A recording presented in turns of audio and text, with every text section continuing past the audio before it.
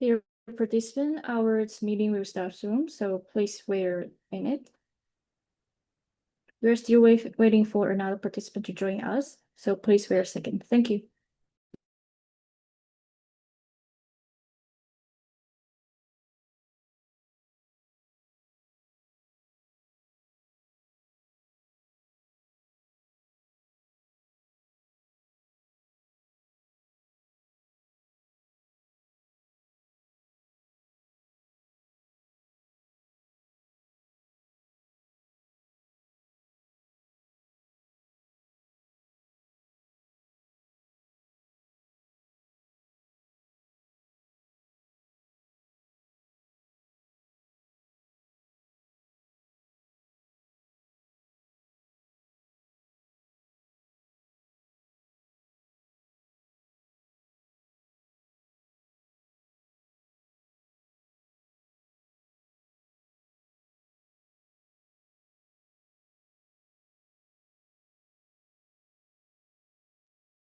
Okay, good afternoon, everyone.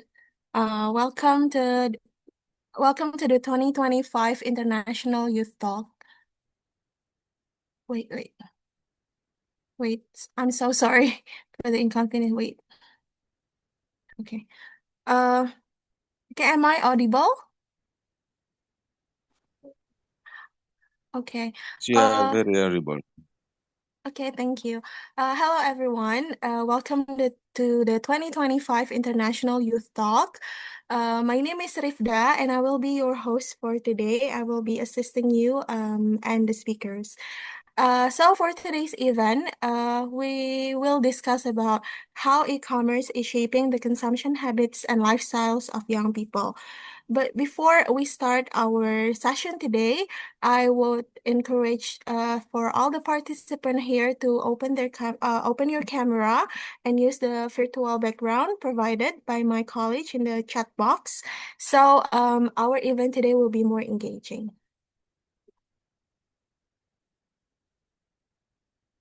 Okay, but for the participants here, maybe some of you asking about what is the International Youth Talk event is. So our event, the International Youth Talk, is a dynamic online platform dedicated to empowering the global youth community to take an active role in shaping a sustainable future. Organized by CMIUTAD and co-hosted by the International Youth Culture and Education, or KEMG, this initiative serves as a flagship program under the China-ASEAN Technical Education Cooperation. So through the collaborative efforts, our program aims to foster meaningful dialogue, cross-cultural understanding, and innovative solutions among young leaders worldwide, inspiring them to contribute to global sustainability goals. So I encourage the participant here to engage in the session by sharing your thoughts in the chat box or sending your questions. So we will have discussions. Okay. Okay, so for today's schedule, after this, I will introduce you for our presenter school.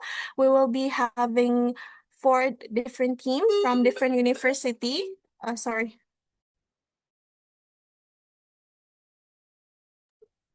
And after that,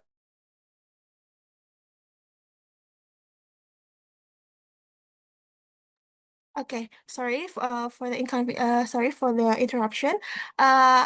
We will be having four different team from four different school, and then we will be having the opening remark presented by CMU TAT representation, and then for as we have four different teams, we will divide the presentation session and the Q&A into two sessions.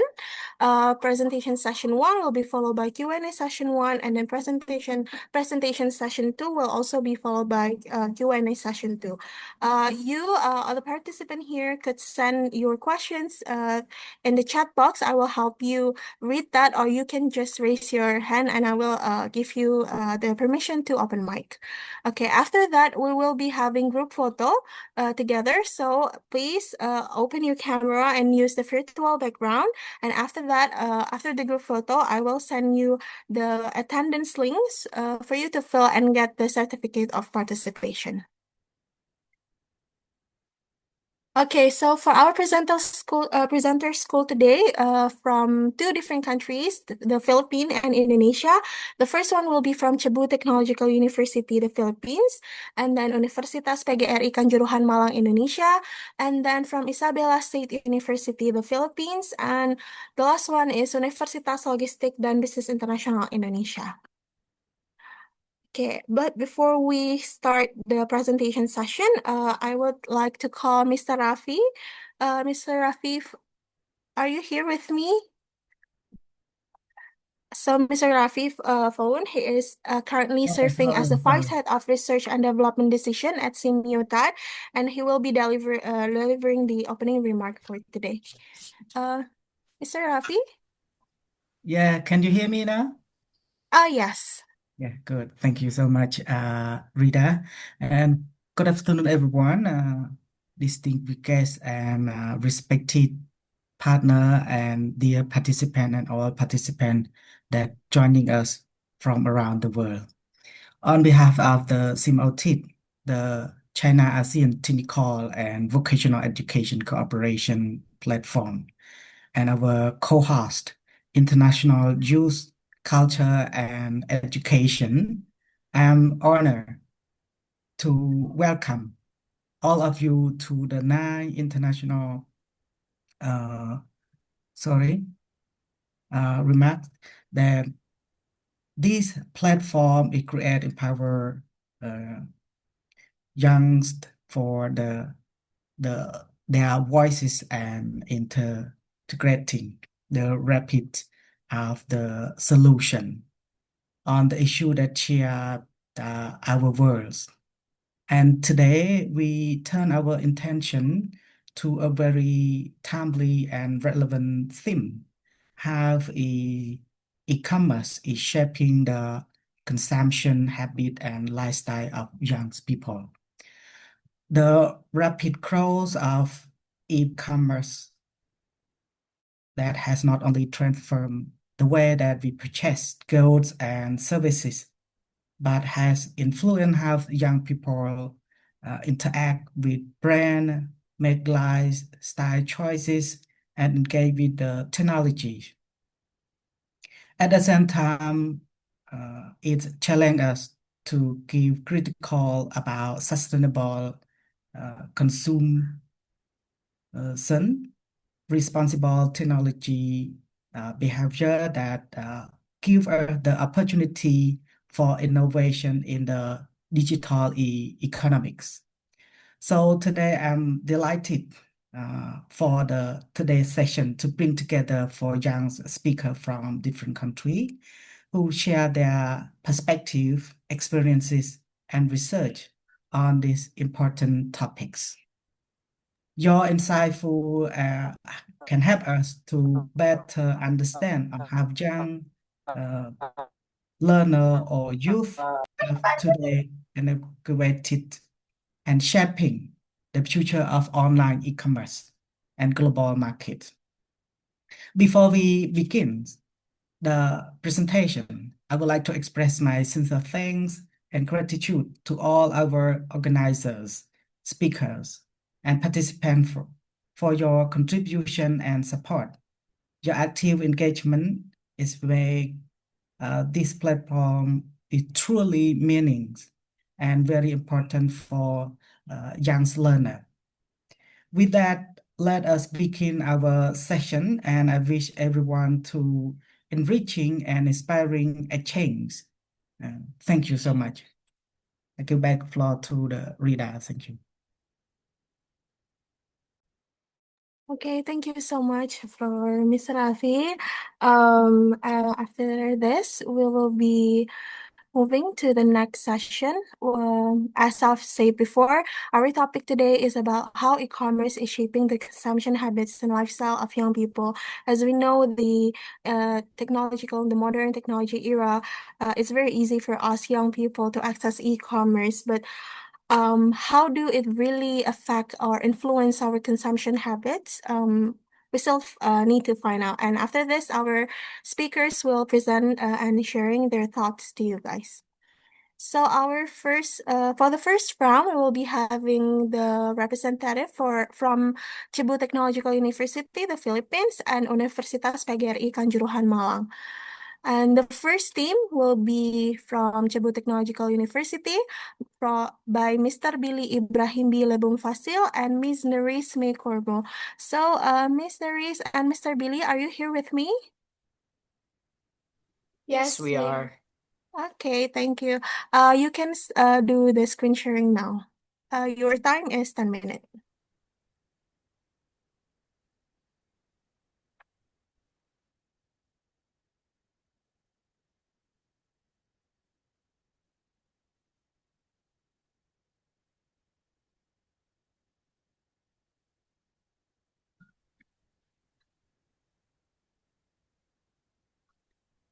Before we start, are we audible? Yes, audible. Thank you. Good day, everyone. My name is Billy Ibrahim B. Lebong Fasil. I am 19 years old and from the Philippines, and as a student of Cebu Technological University. So I am Nerys May Corbo from Cebu Technological University, the Now campus, and my pronouns are she. So I will start the discussion. Okay, about how e-commerce is shaping consumption habits and lifestyle of young people. E-commerce. E-commerce is a positive change because it offers unparalleled convenience and accessibility. It has made a global markets available at the fingertips of people, allowing us to find products and services that were once out of reach or out of country. However, in the hands of irresponsible consumers, this convenience becomes a problem. The ease of one-click purchase can lead to a compulsive buy that, buy this, buy that again, is creating a disconnect between the purchase and its financial consequences. Now, this can result in various ways in excessive spending, debt, and a buildup of unnecessary items anywhere in your household. Now, this is a tool for efficiency now has become a source of personal, financial, and environmental harm. Okay, so as you can see in our graphic organizer, it somehow tries to make it simple for us, even though it's a difficult topic to talk about. How e-commerce is somehow directly affecting the consumption habits of young people, especially since, as mentioned earlier, it is how we get access. It's very convenient, and it's also making us have behavioral shifts in our daily life. Now, we are the digital native nation. We are digitally native generation. So we are most likely to be knowledgeable about what mobile applications to open that could easily be accessed and also be fun to access. So we have Lazada, TikTok Shop, and Shopee in the Philippines. And these mobile applications, as simple as logging in to your Gmail account, you can easily access it. And that is why it's causing behavioral shifts. So we have this consumerist lifestyle theory. So this theory exemplifies how e-commerce is directly adapted as a culture in the youth. And this is because we are the digital native generation, and it is more likely for us to really do shopping online because we have the busy bee culture where we don't have to go to physical stores and find everything that we need there because we can easily just tap and add to cart and directly have it in our households in a week or less. So the idea of e-commerce, it can easily be accepted by young people more than traditional people. And that is why the consumption habits, it's directly related to how we accept technology. And e-commerce, because of its access and easy navigation, it's affecting how we overuse its convenience. Now, one major example in our university, we used to have a celebration of National Women's Month. So we use props, and that one time it was a jazz hat, and this was bought in bulk because we don't have enough time as students. So it's relatable how we cannot easily go to different stores and just buy everything individually. So of course we have this bulk buying. And after that celebration, we no longer have the purpose of the hat. So it's leading to how sustainable is this buying online? How sustainable are we consuming? And there is also the idea that because of the easy payment method or changing payment method, we're easily accessing how we could pay it. We don't need to just cash on delivery, even though it's a choice for you. But still, because of e-commerce and its changing and overly convenient characteristics, it is more likely for us to really consume. And we have this idea in the Philippines as well, how we consume more than we earn. So we more likely think about the future, what we could buy, and it's causing us to think about when we get the pay, we no longer have it. But as students ourselves, it is also something that we could relate to, because even though we don't have job unless we are working students, we don't have enough job, we don't have enough money, but still we are getting money from our parents, and it's allowing us to consume. It's allowing us to buy things online that wouldn't make us instantly more like wouldn't make us instantly happy, or wouldn't make us instantly be sustainable at all costs, because it does not mean that we could use it all the time, all the things we buy online. And yes, the convenience shopping spree, the excessive buying, it's seem more like a normalization in today's digital world. Isn't that right? Yes, it has been a what you call a common occurrence when it comes to the youth of the Philippines. It's because we are reliant on these technology. As an electronics student of the university, I have seen many of my classmates who, instead of using physical stores to buy their school supplies or anything else, especially related to our course, they usually buy it off online stores rather than physical stores that are more convenient and have the product in place, but it's somewhat more expensive when it comes to that place. The reliance on the online shops, especially like TikTok shop, Shopee, Lazada, it's more convenient because it's extorting importing some supplies outside of our country, especially those made in somewhere else that is more convenient when it comes to our locally purchased items. They're more somewhat expensive because they're upping up the prices. But in online payment, we can pay online without using any cash on hand, or we can also be it is a convenient for the youth, especially in our generation. It's more on the technological reliance on it. Yes, exactly. And it's even causing landfills because these things that we buy and we don't use anymore, we tend to less likely sell it because as generalizing everyone to be extrovert or having the idea to sell these things even though it's no longer useful for them is exactly a matter of psychology, how we buy things and that at the same time after using it for one time we don't use it anymore. And that is how our consumption habits, we still consume, but and yet we don't have something to give that will be sustainable and will be helping the environment around us. It's even negatively affecting it. While there's a positive view still. This idea how we change from our needs to wants. So before, in the traditional view, we usually do not allow ourselves to feel instant gratification, to feel rewards immediately when we accomplish something. But now, because it's too accessible for us, we easily want it. We want to get it, even though it's not really that useful, it's not sustainable, and it's not even helping the people around us as well. Now, don't you think the preferences for popularity over the quality over the products themselves is affecting this consumption habit as well? Yes, especially those scams in Lazada or Shopee.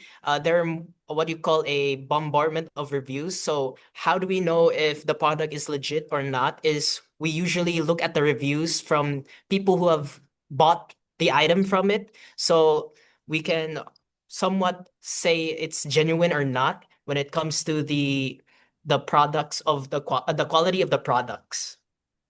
Okay, exactly as well. Now, there's also really the reduced product loyalty. It's because you have access to every store. You can easily go to that store and see the reviews and see the how it helped people or how it is used by people. So you're less likely to really be loyal to only one shop. And while that helps the economy, while that is helping to circulate the money or financial matters, still it is a consumption habit that we cannot sustain longer, or we cannot really make it live for long, because losing the loyalty for one product, it's affecting how we decide, how we think of what to do anymore.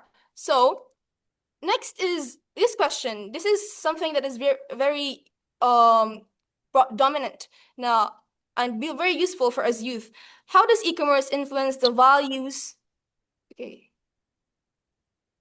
values, priorities, and self-image of young consumers? And what does this reveal about global consumer culture? So the influence in values is, you as a person, you don't appreciate it that more. Although you can appreciate the number of fragmented stores, different pieces, different puzzles of stores, and yet you are less likely to focus on one or to value what is physical, and you value more the online ones. And in our priorities, How this also influenced me before, because when it comes to online shops, I usually I bought a guitar from an online shop, and when I got it, I was excited to play it, but over time I got bored of it. Why? Because the value or the sentimental value when it comes to purchasing from physical stores is less likely there, because why? You can't personally feel the item before purchasing it through online means, but in physical stores you can feel out what you're trying to buy. Like, oh, this one is a good product since it's genuinely made from from artists. But when it comes to the priorities, we always prioritize what we call genuine products, or let's say local products as well, especially those locally made, like foods in general, because we are also consuming these types of foods through online means like Food Panda, Grab Food, what else, like I'm pretty sure that's just the two of them here in the Philippines that we use for food processing through online means. Uh, we are we consume this online rather than going to physical stores as of now, because why? It's more convenient. We don't have a line when it comes to going in the physical stores, but there are also consequences when it comes to that. There will be an increased pay of the driver.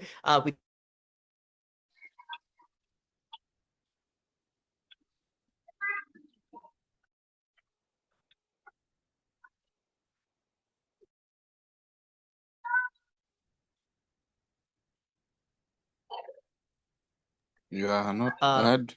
well, that we're just using these people, but it's also their job. But I feel bad for them waiting in line in very hot climate.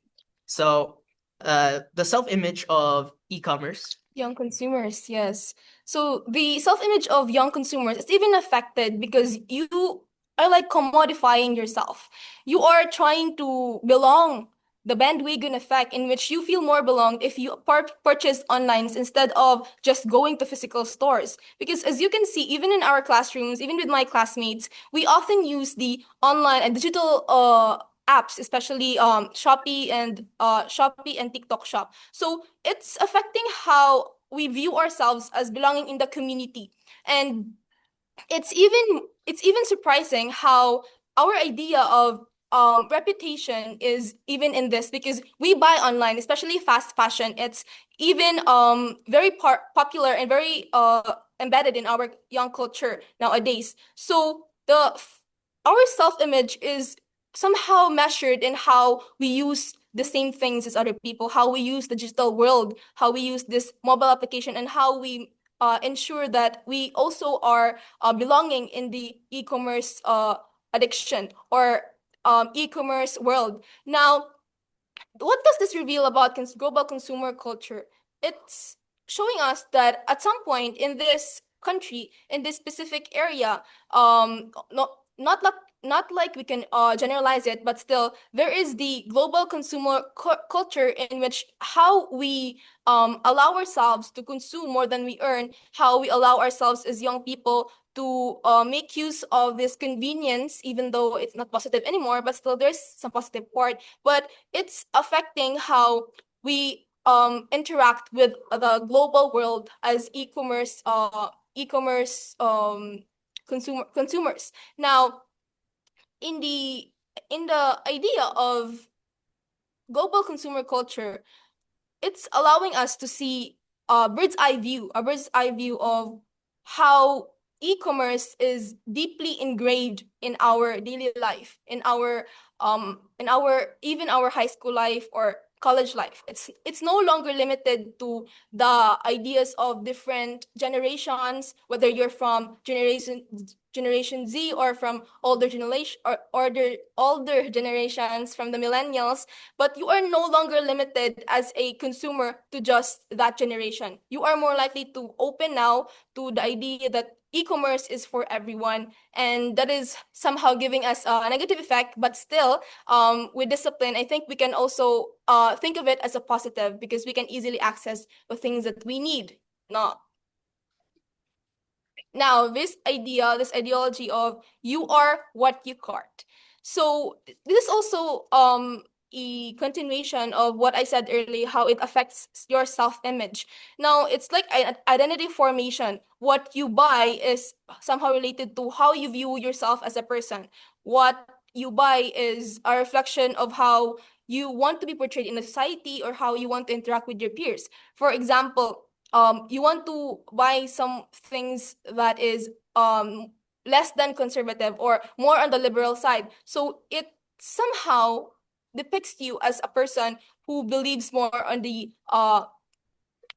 left wing rather than the conservative culture. So when you buy something, there's this theory of hyperbolic discounting theory where you have the preference for instant rewards.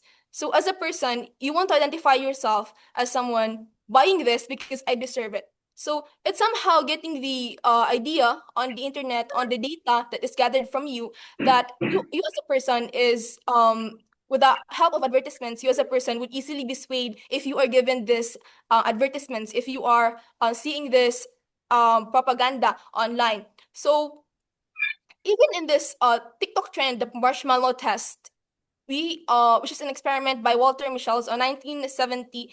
So when you yourself are given the chance to you're given a chance to buy that immediately or wait for weeks before you get the discount, but still you as a person, if you form your image as somewhat you want to buy this immediately because that's instant gratification for you.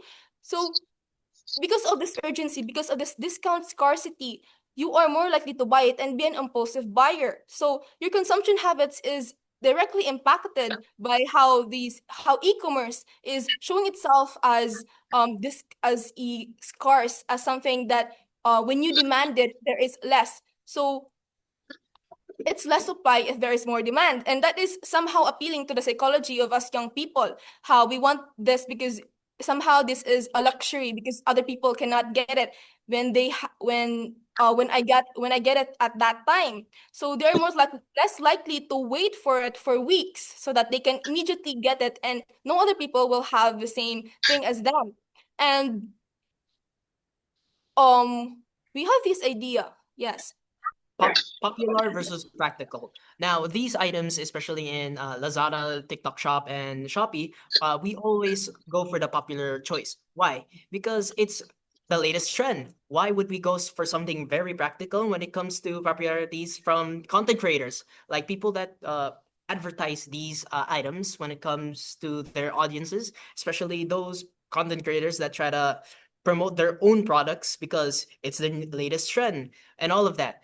Well, there are some popular items that have practical uses, but mostly they're for population clout. There's no practical usage when it comes to these items anymore. It's because of we have impacted ourselves to these consumption habits by normalizing the digital market.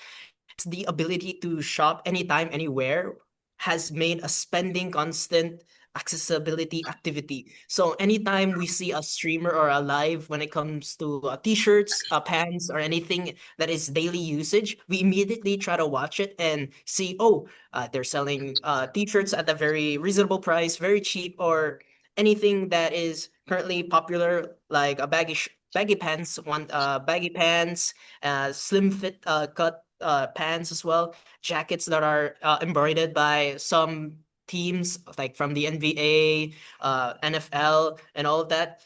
There's no practical use when it comes to it. It's just the aesthetics because it's popular. It's the new trend, the latest trend to these to the youths, especially.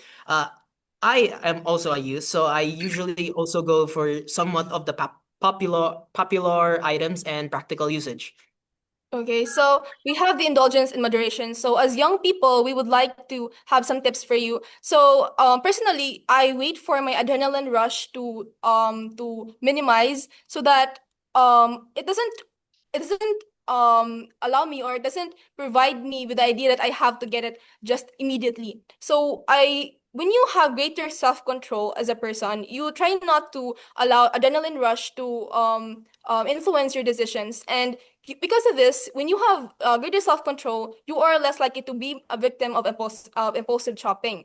Now, we have the self-authenticity regulation theory, so or SART. So this is how the congruence to oneself and to popular principles help in shielding us from overspending. So we have to fight for sustainable e-commerce. We have to fight for our consumption habits to be sustainable to the society as well. So as young people, we must be able to regulate ourselves and not as stated by the self-authenticity regulation theory, be true to ourselves on what is really useful and not let ourselves to be used or to be influenced by the popularity culture and the bandwagon effect.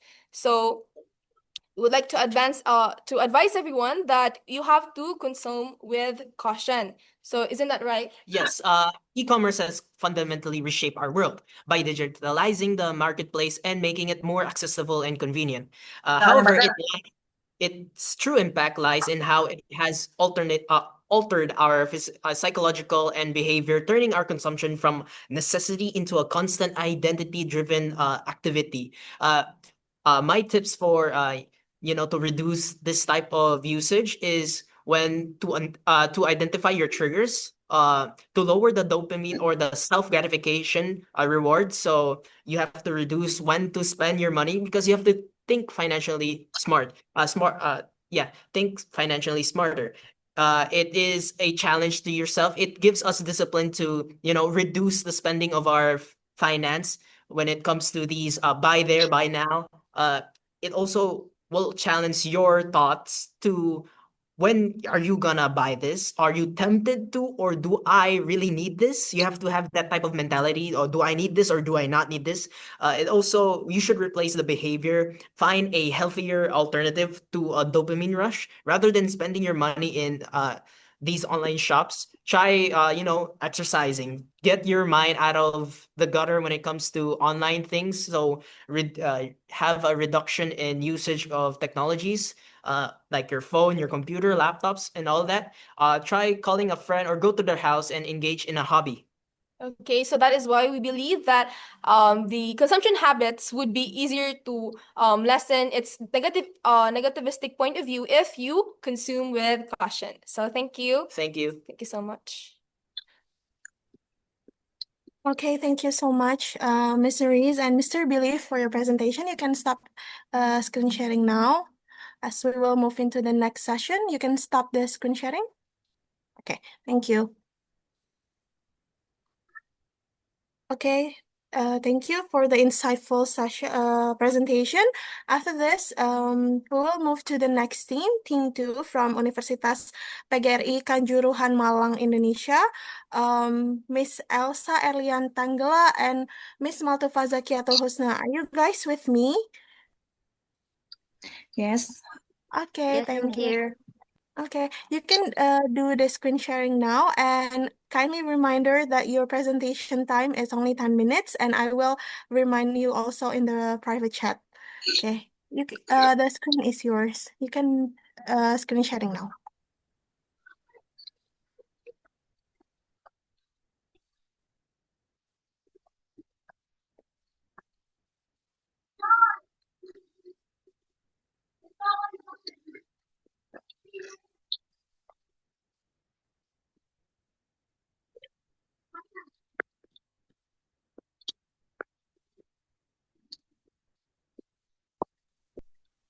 Is it clear enough?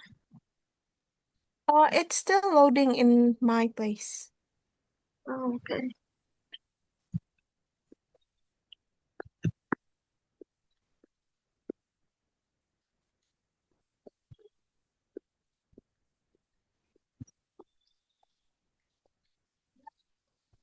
Now it's clear. You can do the full screen.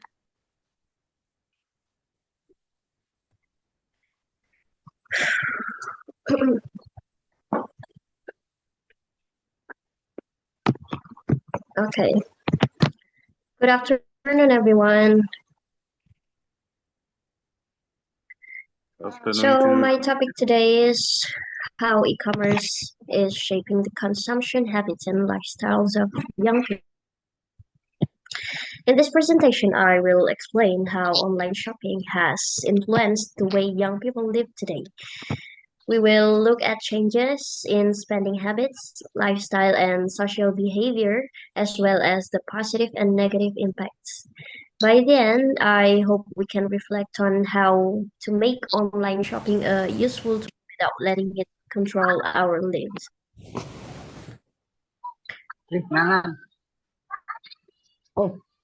First one, let's define e-commerce. So what is actually e-commerce?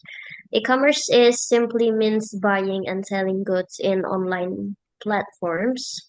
But for young people, e-commerce has grown into more than just a shopping method. It's now part of a lifestyle. And why is it important? Because e-commerce affects three main areas. The first one is financial habits, how youth spend and manage money in consuming habits. And then the second one is its impact on lifestyle. And the third one is local initiatives and personal experiences. And the fourth one is sustainable consumption practices.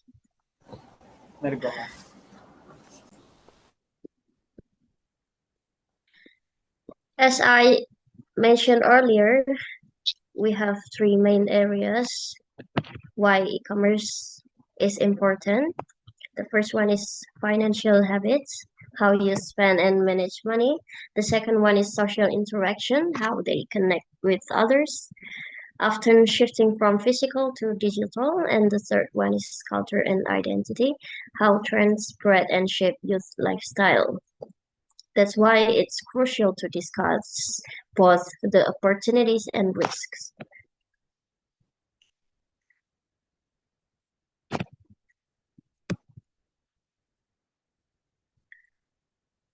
The rise of e-commerce. In Indonesia, e-commerce has grown at a remarkable speed. Popular popular platforms including Shopee, Tokopedia, Lazada, and more, and recently TikTok Shop also. According to 2024 data, more than 80% of Indonesian internet users have purchased online at least once. The largest group of online shoppers is young people, especially students and young professionals. This shows that online shopping is not a special activity anymore. It has become part of everyday life. For many young people, checking flash sales or browsing products online is as normal as scrolling social media.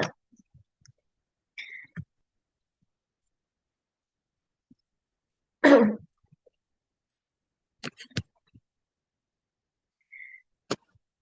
sorry. One big change is the next one is changing consumption habits. One big change is how young people make purchase decisions. E-commerce platforms often use flash sales with countdown timers, free shipping vouchers, buy now, pay later systems. Those strategies encourage impulsive buying. For example, many young people admit to buying items they didn't really need simply because they were on sale. This changes the traditional buying process. Instead of planning purchases carefully, youth often buy first and think later. And then for the next slide will be presented by my partner, Miss Elsa. Okay, the next impact on lifestyle. Okay, e-commerce is shaping new lifestyle. Okay, impact on lifestyle, not only shopping habit, but our lifestyle has also changed. No, we really use cash. We prefer a wallet like OVO, Dana, or GoPay. Just scan QR code and done. But there another side, influencer on TikTok or Instagram often make us want to buy what they use. This create a formal culture. And for example, when beaded bracelet or tote bag went viral, many young people rushed to buy them, even if they didn't really need that. Plus, because we use a wallet, we sometimes forget the real value of money. It feels easy to click or swipe, but in the end, it can make us overspend. Okay, the next.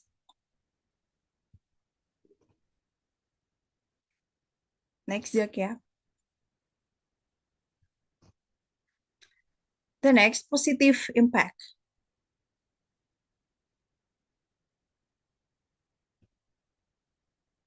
Zakia, you hear me, please? The next, positive impact.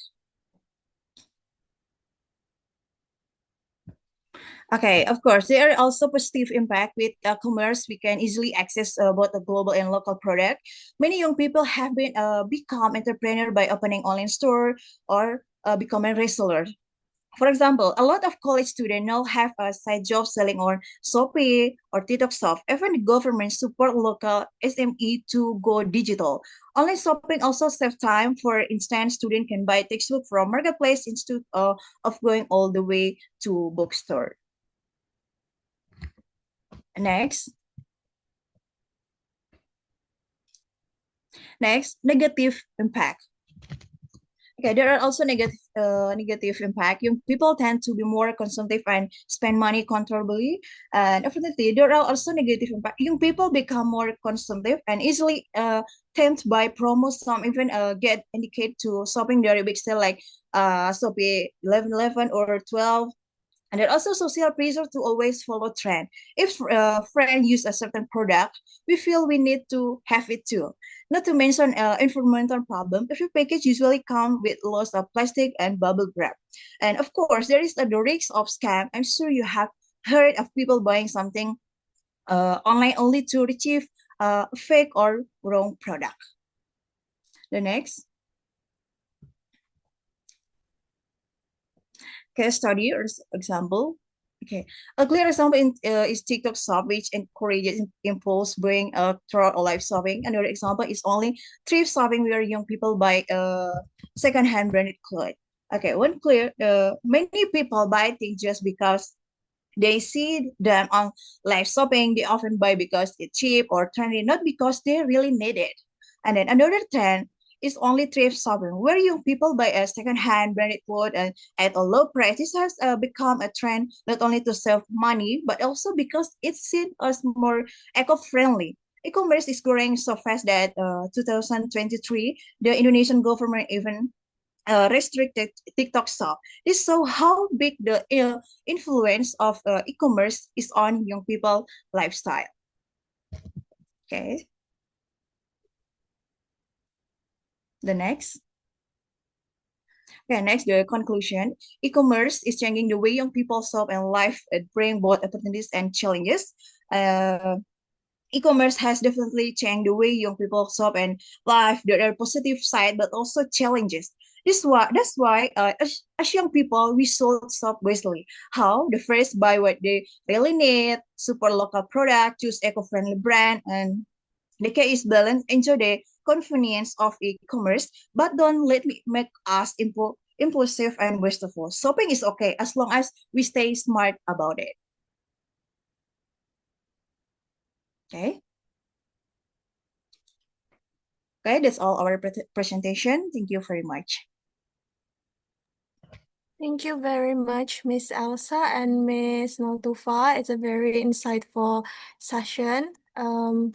If- After this, like you can do stop the screen sharing, Miss Maltufa. Okay, thank you. We will move to the next session.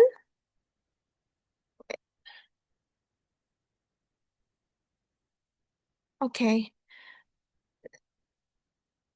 The next session is the sharing and Q&A session 1.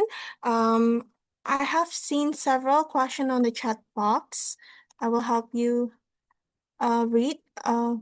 So this is from Miss Justin Sanchez. How does the convenience and accessibility of e-commerce impact impulse buying and financial habits among young adults? So from maybe Miss from Cebu Technological University, you can answer this question. Okay. So to answer this question, how does the convenience and accessibility of e-commerce impact impulse buying and financial habits among young adults?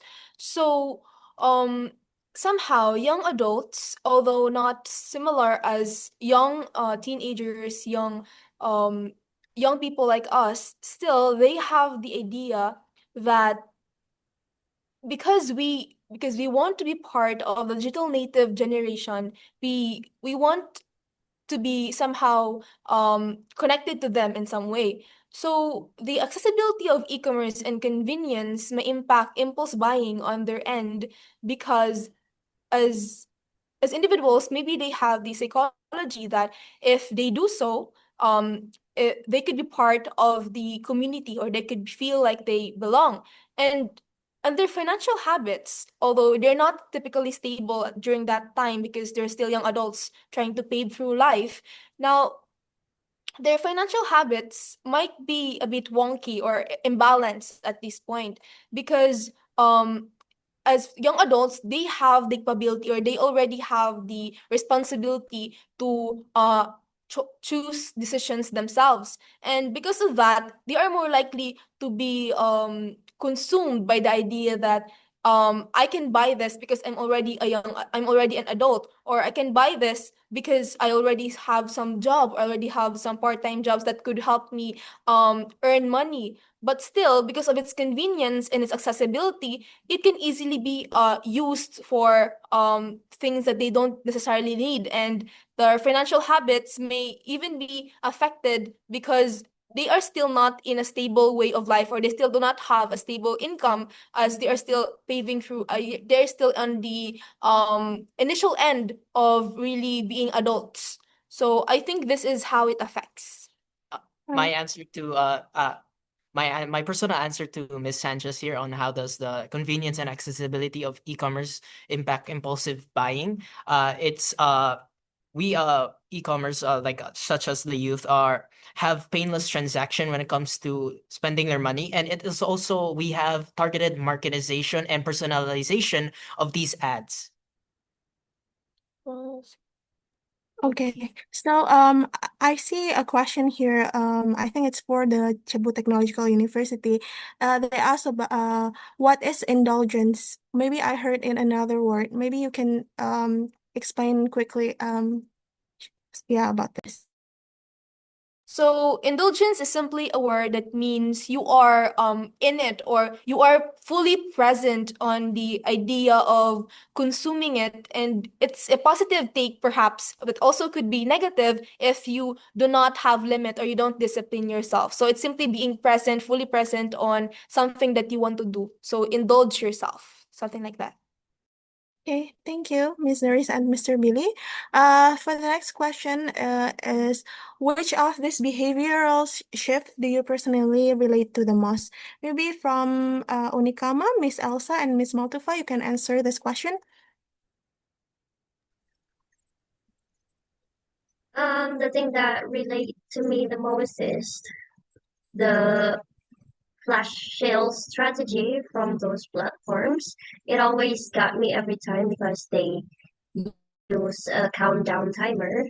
So I feel like I don't buy this immediately, I will miss out on this opportunity, and I don't know when I have to buy it again in the future. That's it. Okay. Beside a flash sale, maybe do you think the rise of influencer and social media, TikTok especially, shift your behavioral in buying goods from e-commerce? Oh yeah, absolutely. Because I love beauty products, so I follow a few beauty creators on TikTok. I always follow their suggestion to buy products for myself. It really affects me to buy those products. Okay, thank you so much, Miss Maltufa, Miss Elsa, Miss Nerys, and Mr. Billy. As we still have another session, we'll jump to the next session. But from our first session discussion, I think that from our discussion, I think that as a consumers, as a young people, we need to be more, like more aware, more, we didn't just buy things just because, oh, it's cute or it's flash sale. We need to buy things that we need for our life, for doing our course, not just because it's cute. Okay. So thank you. So, jumping to the next round, the second round is from Isabela State University, the Philippines, and then will be followed by Universitas Logistik dan Business Internasional from Indonesia. And the third team will be presented by Isabela State University, Mr. Jaymar C. Panaga, and Miss Monica P. Camayo. Mr. Jaymar and Miss Monica, are you here with me? Yes, but we are present. Yes, po, we are Okay. present. Okay, you can do the screen sharing now. You have 10 minutes for the presentation. So I think we are audible and clear. So e-commerce has been common in our society today as we traverse into a technologically driven society. And with that, let's talk about sorry, excuse me, how e-commerce will be transforming the youth, the lifestyle of the youth rather. Isn't it very fascinating how this e-commerce have been uh all along there now that have been useful for us. And now let's delve into the next slide, which is we cannot deny the fact that this e-commerce is the future of our market right now. Because as of 2025, 2.77 billion people shop online globally. And among these are Gen Z and young millennials. And why is that? Because Gen Z and young millennials are those ages where technology have been developed, fully developed in such a way that there is an online shopping, there is a transfer or there is a transformation from physical world to the digital world. Young people use mobile devices as their main shopping tools. Why? Why is that? Because using your own phone, there are a lot of things that you can do. It is you can multitask even if you want it or not. Because this cell phone or these digital devices holds the power to do everything that you wanted. Even just one click, you can buy something. And as as this physical shop turned into a digital shop, it posed a threat, but it does not only pose threat, but it has improvements or it has positive impacts. Digitalization allows the materialization of products, transforming traditional commerce models. All we think of is very physical things, and there are things that cannot be accessed physically. And that's why e-commerce have been created. E-commerce have developed in order for us to access this unaccessible, physically unaccessible things. And with that being said, automation reduces costs and relies on physical infrastructure, enabling remote work and scalable online services. And we all know the hardship of being in an office work.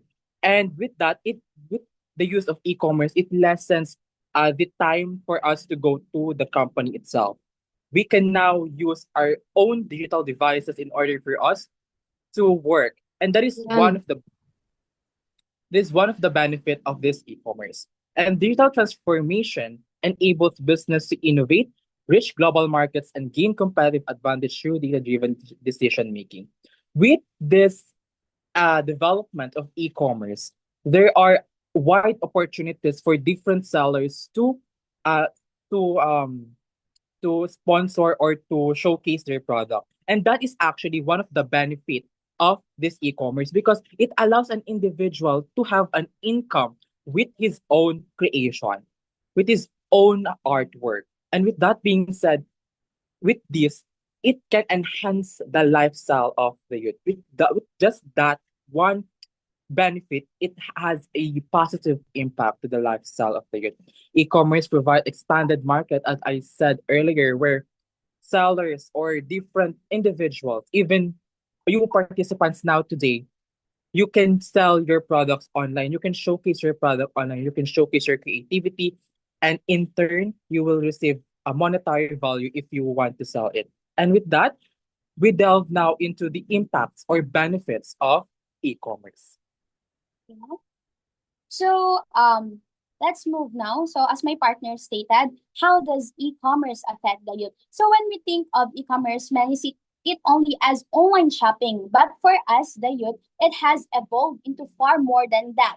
It is no longer just a convenience; it is a way of life. E-commerce is redefining how we live, transforming how we think, and revolutionizing how we consume. It doesn't just touch our habits, but it shapes them. It doesn't just guide our decisions, it drives them. And it doesn't just influence our culture, it is creating the culture of our generation. So since we are talking about e-commerce, I will just give a background of our history about e-commerce. Did you know that the first ever item sold online was a Sting CD in 1994 through Net Market? In late 1990s, Amazon and eBay rise. And with that, e-commerce exploded, especially during the COVID-19 pandemic, in which the youth turned their screens into shopping carts. So here's a very impactful punchline about that. If you some sort of the realizations about that thing that I have said earlier and my partner, it is what began as a single CD purchase is now a global culture, and the youth are at the center of it. So I have two theories that considering the behavior of youth in e-commerce and how these e-commerce are influencing the youth. So we have this theory of planned behavior or the TPB. Behavior is driven by attitude, subjective norms, and perceived behavioral control. So for example, it helps explain how young people's intention to buy online is shaped by what their friends, family, expect and how they feel about online shopping. And we also have this generational cohort theory that suggests that people born in same time period shared values and behaviors shaped by historical events. So young people today grew up with internet, mobile, and social media, and their online shopping behavior is different from older generations. So first, as is stated here in our PPT, young consumers can shop anytime, anywhere, and it is really evident in these times, especially we are living in a digital era wherein one of the biggest shifts e-commerce has brought is accessibility. So unlike physical stores that open and close at fixed hours, online platforms are open at all time. So this has completely changed how young people shop, that we don't need to go to the crowded mall. So with just one tap, we can buy what we want. So for example, e-commerce make it possible to shop even at 2 a.m. while lying in our bed with messy hair and with our pajamas. So we don't have to wait until the mall is open because the mall is within our pocket at now. So next is personalization in e-commerce. So behind every online shopping app is a system that collects data from our clicks. So searches and even how long we look at an item. So that data is used to suggest products that match our lifestyle. So did you ever notice that after you search for sneakers, your feed suddenly becomes a sneaker catalog, and that's personalization at work. It's convenient, but it also sometimes a bit creepy. So next is the benefits. So next is the benefits and challenges for the young consumers. So convenience, quick anytime and access to diverse products from global markets because you can buy anything and anytime, anywhere. No need to travel to crowded malls, just a few taps and your order is on the way, whether it's clothes, gadgets, or even your favorite milk tea. And because of this e-commerce, through different online shops, we have created this, what's we call as student CEOs. It bloomed with just a phone and Wi-Fi. Young people run online shops, earning, hustling, and even paying for school. So we have also this personalized experience, make shopping more relevant and enjoyable. And also we have also access to social proof and peer recommendation enhances confidence in purchase decisions because our reviews and influencer opinions give us the confidence before buying skincare. Many youth check TikTok reviews. Here in the Philippines, it is a trend that we always check the reviews in, especially in the TikTok shop, so that we can identify if the product is real and it is accurate with a distance comment giving on the feedbacks. So it also is time saving and it also have opportunities for discovery via influencer marketing and interactive live stream commerce, and online stores are open 24/7. So young people can shop anytime without restrictions, even late at night or during holidays.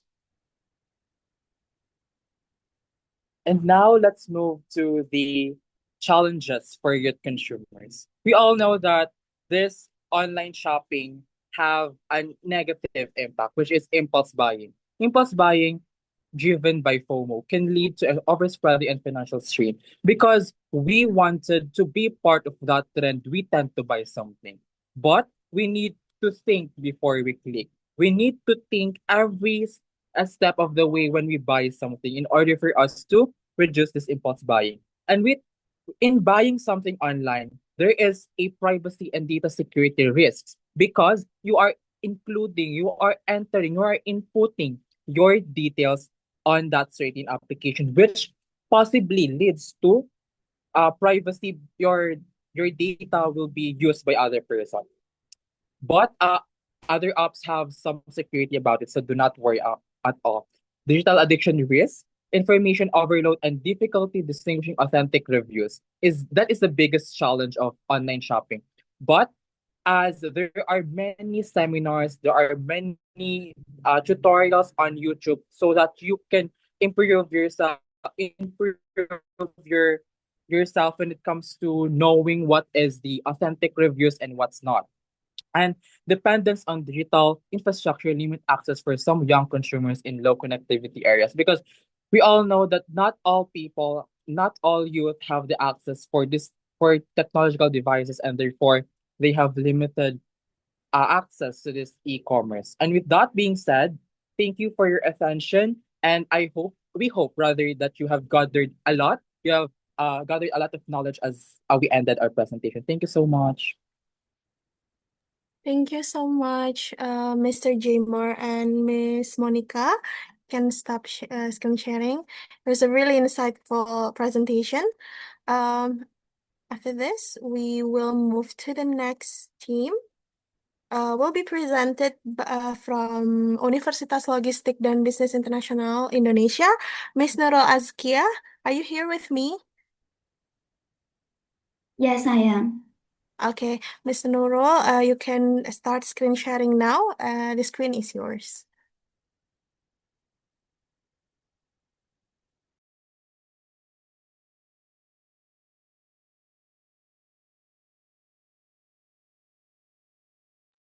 Okay, thank you, Ms. Sylvia. Good afternoon to everyone here, and good morning or good evening to those joining us from other part of the world. It is truly an honor to be speaking to such a diverse audience of students, educators, and youth leaders. My name is Errol Askia, and I came from University of Logistics and International Businesses, and I am delighted to share my perspective as part of this year's International Youth Talk. Like many of you here, I belong to a generation that has never really known life without the internet. For us, shopping is no longer a weekend activity at the mall. It is a habit woven into our screen, our culture, even our identities. But I am not here only to share my personal habits. I am here because our generation stands at the center of a global transformation. A transformation where every click, every digital purchase is reshaping not only how we shop, but also how we live. It often begins the same way for me. Late at night, scrolling on my phone after finishing assignment, I tell myself, just 5 minutes. But then I see a flash sale banner, only 2 hours left. My heart says, why not? My wallet says, please don't. Indonesia is Southeast Asia's largest e-commerce market, with sales surpassing 62 billion US dollar in 2022. But beyond the markets, beyond the numbers, what fascinates me is how e-commerce is quietly reshaping the daily decision of young people like us. What we buy, how we live, and even how we think about money, sustainability, and responsibility. Globally, e-commerce is booming. According to eMarketer, online retail sales are projected to reach nearly 7 trillion US dollars by 2025. Wow. That means about 1 in every 5 purchases worldwide will happen online. For young people, this growth is not just a background noise. We are its engine. We are the ones scrolling, comparing, clicking add to chart. And in Indonesia, this reality is everywhere, literally. Platforms such as Tokopedia, Shopee, and Lazada are not just stores. They are ecosystems where millions of young people buy, sell, and even start small businesses. So, let me share 3 ways this transformation shapes our consumption habits. First, convenience. For many young Indonesians, for example, convenience is not a luxury, it is a survival strategy. In Jakarta, traffic congestion can transform what should be a quick 15-minute trip into a 2-hour ordeal. Imagine having to fight through that just to buy a notebook or daily groceries. E-commerce, a first way out. By ordering online, we reclaim time that would otherwise be wasted on the road. And time for youth balancing study, part-time work, and family is often more valuable than the money we spend.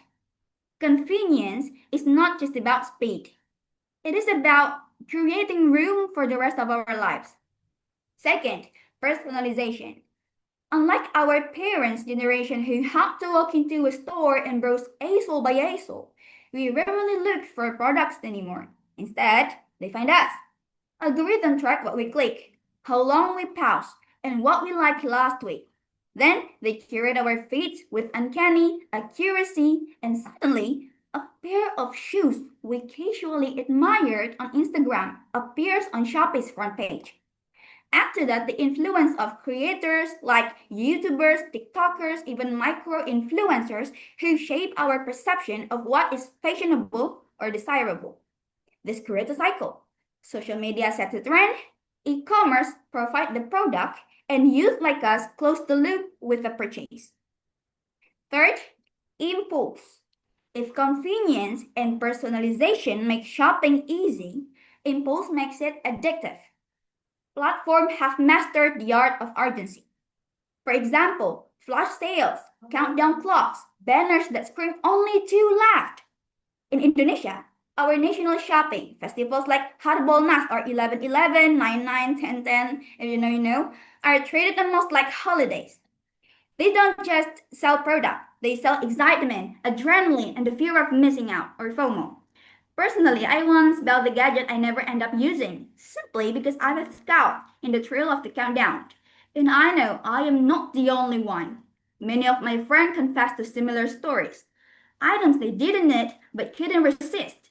What begins as celebration can quickly slide into overconsumption. But the influence goes deeper than habits. It shapes lifestyle. We are becoming digital consumers. Browsing, comparing, wish listing, and reviewing have become second nature, as natural as breathing. It also forces us to face financial responsibility. By now, pay later services are popular in Indonesia, making consumption easier but debt riskier. Many of us are learning that financial literacy is as essential as internet literacy. And importantly, it opens doors for sustainable choices. Campaigns like Bangga Buatan Indonesia or Proudly Made in Indonesia encourage us to support local businesses, many of which use eco-friendly practices. Personally, I try to choose sellers who use sustainable packaging. It may seem small, but multiplied by million, it creates change. Of course, the story of e-commerce is not without challenges.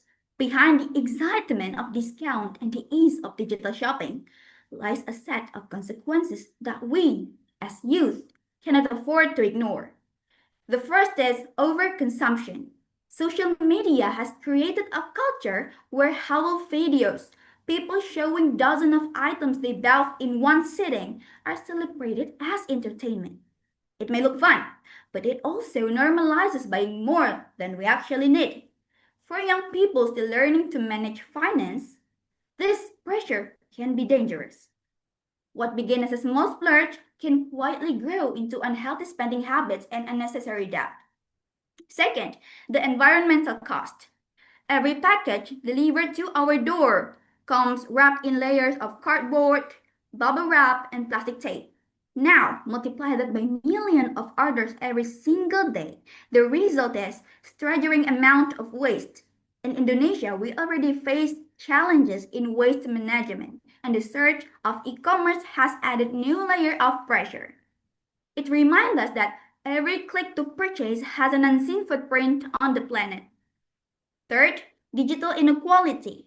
While urban youth like me enjoy fast internet, digital wallets, and same-day delivery, many young people in rural parts do not share the same experience.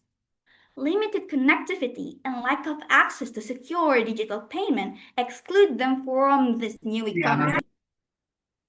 E-commerce has the power to connect, but it also risks widening the gap between those who are included and those who are left behind. Finally, data privacy. The personalization we enjoy, the way our feeds seem to know exactly what we want, comes with a hidden cost. Our personal data. Who owns it? Who protects it?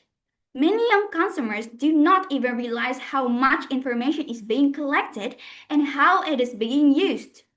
The line between helpful recommendation and manipulation can be very thin. These are not small side effects. They are urgent questions that define how responsible our generation will be. If we embrace e-commerce blindly, we risk inheriting its problem without solution. But if we confront these challenges with awareness and creativity, we can turn them into opportunities for building a fairer, greener, and safer digital future. So, what can we do as young people? I believe we are not only consumers of e-commerce, we are its conscience. We can choose differently. We can support local entrepreneurs. We can prioritize sustainability. We can demand transparency and fairness from platforms. Because every click, every purchase, every review is more than a transaction. It is a signal of the kind of digital economy we want to build. So I will close this with a thought. Technology has given our generation incredible power. But history will not remember us for how many packages we order. It will remember us for how responsibly we use the digital landscape. So, the next time you click Add to Chart, pause for just 1 second and ask yourself, is this aligned with the world I want to build?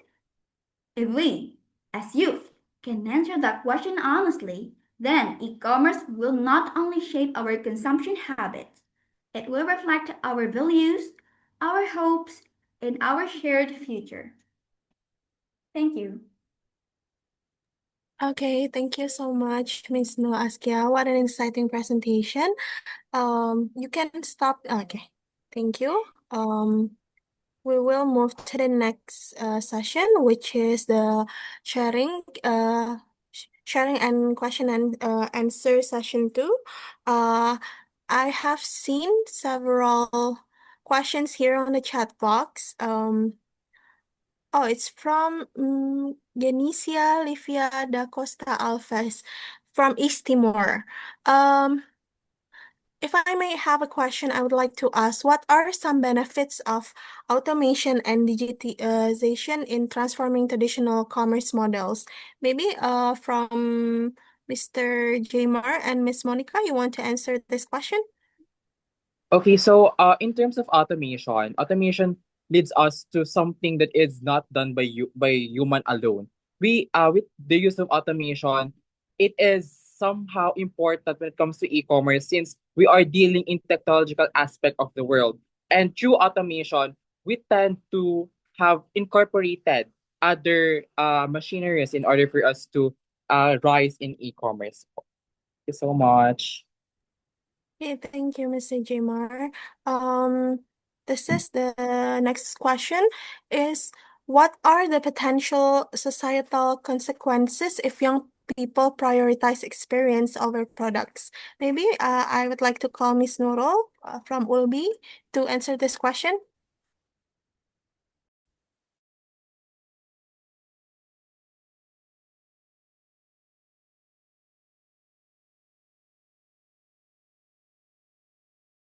Hello, Ms. Nurul?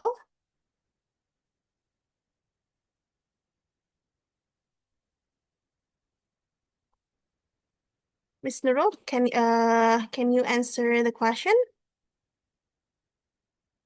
Oh, maybe Miss Monica or Mr. Jamar want to answer I'm this. here, I'm here. Oh, okay. I'm so sorry, Okay. my signal is kind of bad because Oh, it's it's okay. raining It's now okay. in here. Yeah. Yeah, okay. It's So okay.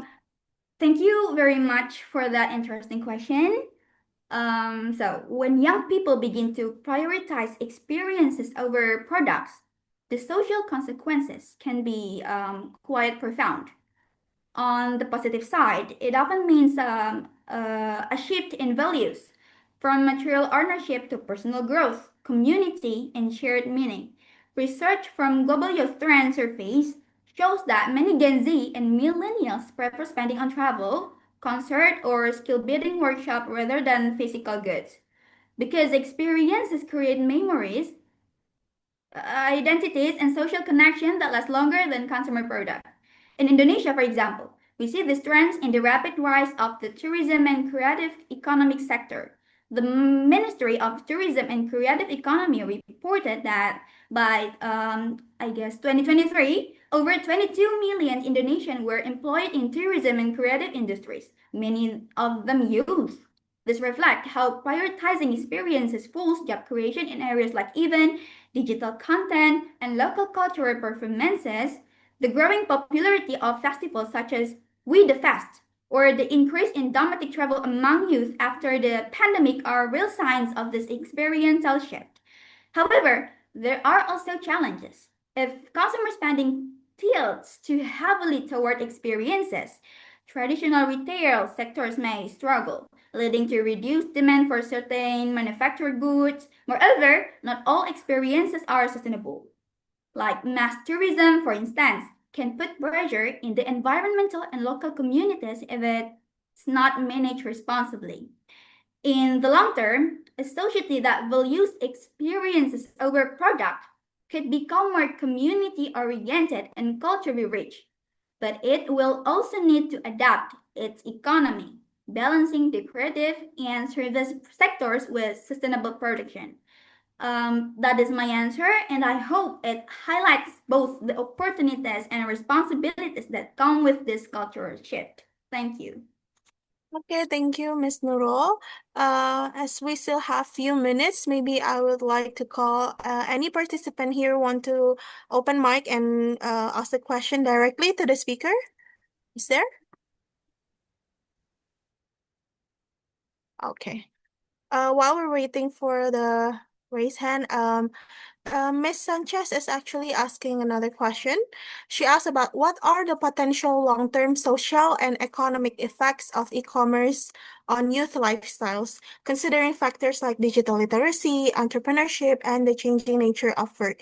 Maybe from Mr. Jamer and Ms. Monica could answer this. So basically, in a long run, in social aspect, we tend to develop our communication skills when it comes to talking to different sellers online. And it's actually one of the long-term social benefit of when it comes to youth lifestyle. We tend to somehow improve our communication skills in so many ways. And when it comes to economic, it somehow rises the economic status of certain country because we all know that importing and exporting some products tend to somehow affect when it comes to the finance of the country. So that's why when we uh tend to showcase our product to on online markets, we tend to contribute to the rise of our economic stability and economic progress in the future. And that is how powerful our role is when it comes to e-commerce. Thank you so much. Okay, thank you, Mr. Jaymar. Maybe Mr. Roll, do you want to add something? You want to add an answer about what are the potential long-term of social and economic effects of e-commerce on youth lifestyle?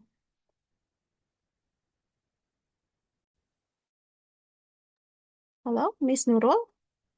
Are you here? Yeah. For my point of view, the long-term social and economic effect.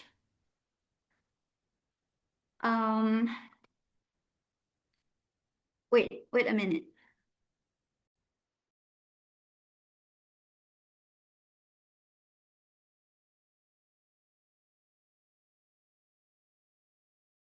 The long-term social and economic effect of e-commerce of youth lifestyle can be seen in at least three dimensions: digital literacy, entrepreneurship, and the changing nature of work. So, as e-commerce becomes embedded in every life, young people are not only learning how to buy and sell online, but also how to evaluate information critically, distinguishing between reliable sellers and scams, managing digital payment, and understanding data privacy. And e-commerce lowers the barriers for young people to become business owners. With just a smartphone, many Indonesians, for example, have started selling fashion, food, or handmade products through platforms like Tokopedia and Shopee. During the pandemic, when formal job opportunities were shrinking, this entrepreneur avenue became a lifeline. According to Indonesian Ministry of Cooperative and SMEs, more than 17 million micro and small enterprises had already gone digital by the end of 2021 through the Bangga Buatan Indonesia campaign. This shows how e-commerce does not only shape consumers but also creates a generation of digital entrepreneurs. In the long term, these challenges will make youth lifestyle more digitally integrated, entrepreneurial, and adaptable. But they also require youth to be mindful. Digital literacy must be inclusive. Entrepreneurship must be supported with fair policies, and the gig economy must not compromise job security.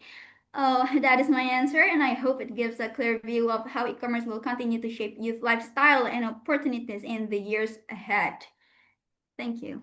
Okay, thank you so much, Miss Nurul. I think I will read the last question for this Q&A. This is very interesting. How can we operate social media or electronic media for promoting digital marketing business very effectively and efficiently, especially as we are the young people, we are understand the technology and digital literacy better, and how do you think it could improve the performance of a business? Okay, maybe Mr. Jamer and Miss Monica, you want to answer? So yeah, we at Governor Monica and I will answer. So um in my perspective, there are using e-commerce or some online shopping tools like Shopee, TikTok, Lazada, Shein, Zara, and everything. It somehow attracts some audience, some buyers that is not that cannot be attracted physically or in your local area. And with that being said, there is a possibility that your products will your product reach will become wider as there are a lot of people using technology right now and online shopping tools. And with that being said, it somehow it promotes your product and it somehow promotes your product in such way that you will have gained some product sales. And I would like also to add up, since the question is that how can we operate social media or electronic media for promoting digital marketing business very effectively and efficiently. So as a student that have many friends doing this online shopping, and also some of my friends have a different platforms in posting anything in social media. So first is that identify your audience. So know who you want to reach and focus content on their needs. And also you need to create engaging content to use eye-catching visuals, short videos, and stories that add value, not just to sell. Because that are the some techniques that my friends are using to promote their sales in online shopping, and also be consistent. So consistency is very important. So you need to post regularly and maintain a clear brand voice, and also leverage ads and analytics. Use paid ads to reach more people and track performance to improve strategy. And I Okay. think Okay. thank you so much. Yeah, you can add. You can add actually. Yeah, I think that's all for us. Thank you so much. Okay, thank you so much, Mr. Jamer, and Miss Monica for the answer. Yes, as we know, with the rising of TikTok and social media, we have to adapt also with the consumers' habit and liking. Like we create content where like the interactive content that attract the consumers to buy our products, and we have to be consistent, right? Okay. As that the last question marks our end of the session. After this, we will be having group photo. I want to encourage all the participants here to open the camera and use the virtual background. I will send the virtual background on the chat box for you to use.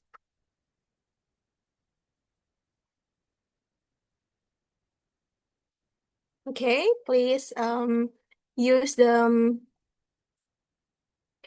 virtual background that I have sent in the chat box and open your camera, as we will have a group photo session.